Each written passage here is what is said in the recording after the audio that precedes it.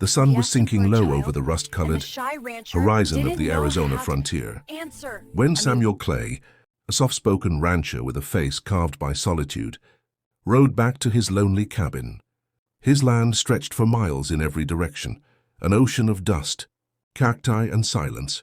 The only voices that spoke to him were the whistling winds and the restless calls of coyotes at night. Samuel wasn't a man made for noise. He'd been raised in silence, in the hard years after his parents died during a cholera outbreak.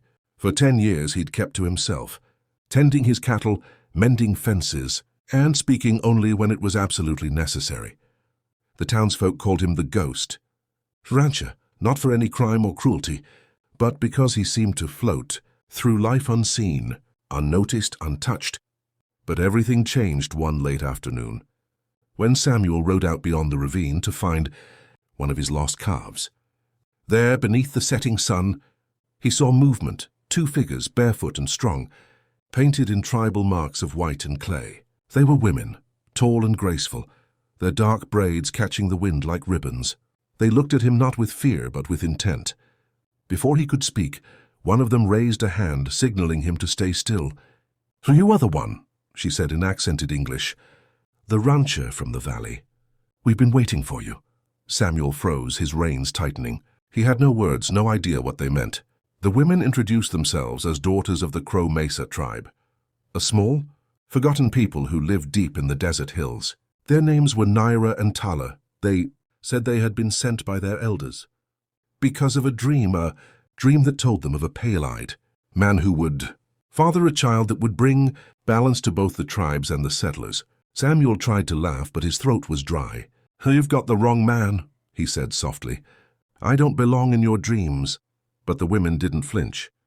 They stepped closer, their eyes steady and fierce. "The spirits don't lie," Tala said. "You will come with us."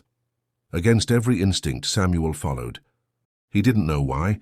Perhaps it was loneliness, perhaps curiosity, or perhaps something deeper he couldn't name. They led him through winding canyons, over stone arches and dry riverbeds, until they reached a hidden valley filled with torches, smoke and chanting voices. The Crow Mesa tribe lived there in harmony, their small world untouched by lawmen or guns. Their chief, an old man with eyes like amber glass, greeted Samuel with solemn respect. "You have been chosen," he said. "The earth is dying. The rains no longer come. The herds grow thin. The spirits have spoken that a child born of both worlds, a man of the ranch and a woman of the tribe, will bring the rains." Again, Samuel's heart pounded. "You want me to—" He couldn't even finish the sentence. The chief nodded slowly. "You are not being forced. The choice is yours. But the spirits rarely speak." Twice, Samuel looked at the faces around him, hopeful, desperate, trusting. He looked at Naira and Tala, who both stood like guardians of something sacred. He was no hero. He was just a rancher who'd spent his life avoiding people, avoiding pain. But as the campfire light flickered across their faces, something deep inside him stirred, a calling he couldn't explain. Still, when the chief asked if he would accept, Samuel lowered his head and said nothing. He was too scared to say yes, and too human to say no. That night, under a blood-red sky, Samuel sat alone outside his tent, staring at the stars. He thought of his empty home, his quiet land, and the years he'd spent running from connection. But now destiny had found him, and it wouldn't let go. The silence of the desert suddenly didn't feel so peaceful anymore. It felt like it was waiting for his answer.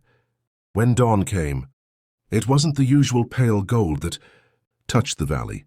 It was a fire-lit orange that painted every rock and face with a strange glow. The tribe gathered, whispering prayers to the rising sun. Samuel stood apart, his hat in his hands, feeling the weight of their hopes pressing down on him. He didn't ask for this. He didn't believe in spirits or prophecies. But when he looked into Naira's eyes, he saw something undeniable.